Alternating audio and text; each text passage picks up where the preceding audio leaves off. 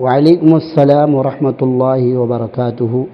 سوال یہ کیا گیا ہے کہ جو شخص جماعت کروا رہا ہو تو کیا اس کے لیے داڑھی ہونا لازمی ہے، اور اگر اس کے کپڑے صحیح نہ ہوں تو کیا اس کے پیچھے نماز پڑھ سکتے ہیں؟ دیکھیے، داڑھی ہونا یہ نماز کے صحیح ہونے کے لیے شرط نہیں ہے۔ چاہے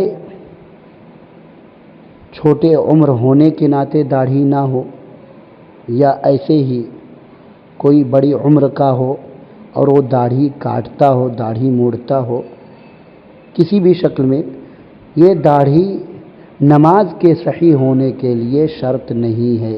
یہ الگ بات ہے کہ اگر کوئی شخص داڑھی کاٹتا ہے، موڑتا ہے تو گنہگار ہوگا، اور اس میں الگ الگ کیٹیگری ہے۔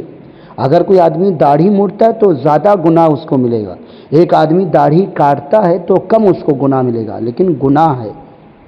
داڑھی کو کاٹنا موڑنا دونوں حرام ہے، کاٹنا بھی نہیں چاہیے اور موڑنا بھی نہیں چاہیے۔ اور اگر کوئی چھوٹا بچہ ہے، اس کی داڑھی نہیں آئی ہے تو امامت کرا سکتا ہے، کوئی حرج کی بات نہیں ہے۔ ضروری نہیں کہ داڑھی والا ہی امام بنے۔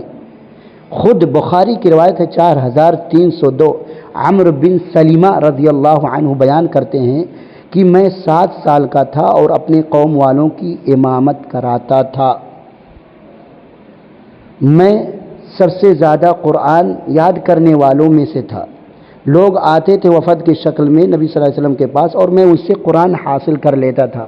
تو کئی لوگ آتے رہتے تھے اور وہ راستے میں ان سے حاصل کر لیتے تھے، تو ان کو سب سے زیادہ قرآن یاد تھی، اور نبی صلی اللہ علیہ وسلم کا یہ فرمان ہے کہ جس کو سب سے زیادہ قرآن یاد ہو وہی امامت کرائے۔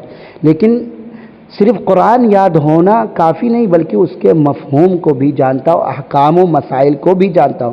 صحابہ کے دور میں جو قاری ہوتے تھے وہ ساتھ ساتھ فقیہ بھی ہوتے تھے، آج کے قاری کی طرح نہیں کہ صرف قرآن کے قاری ہیں، حافظ ہیں، لیکن احکام ان کو نہیں پتہ ہے۔